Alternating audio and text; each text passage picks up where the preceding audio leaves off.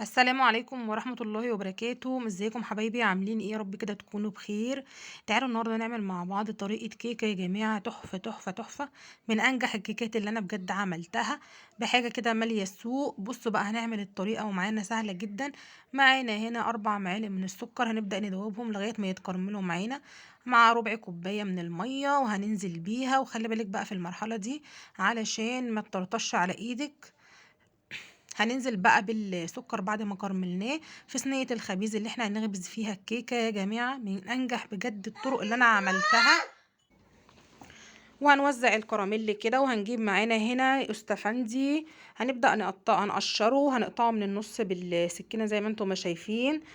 جربي الفكرة دي هتعجبك جدا جدا جدا، وممكن كمان تستغني عن اليوستفندي وتعملي شرائح برتقان، هيبقى معاكي جميل جدا. ممكن برضو تحطي شرايح تفاح، اي نوع فاكهة، بس مش كل الفواكه، يعني كموز مش عارفة بصراحة ما جربتهاش، بس اللي هي الفاكهة اللي هي تبقى ماسكة نفسها كده شوية. هنعمل بقى مقادير الكيكة مع بعض. معانا هنا 3 بيضات بدرجة حرارة الغرفة، مع كوباية من السكر وكيس فانيليا، وهنقلب الكلام ده في بعضه، ونص كوباية من الزيت، ومعانا هنا برضو كوباية من اللبن، وهنقلب المواد السائلة مع بعض. معانا هنا يا جماعة القشر بتاع البرتقال، عشان تديكي نكهة البرتقال كده الطعم بتاعها.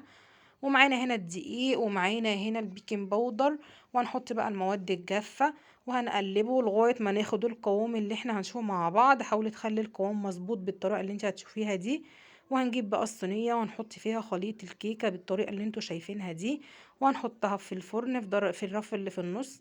مش هتاخد معانا 25 دقيقة، وبعد ال25 دقيقة هنطلعها ونختبرها ونشوف بقى مع بعض. وقلبناها وجميلة جدا زي ما انتم ما شايفين، تحفة تحفة تحفة، وهتشرفك في أي مناسبة.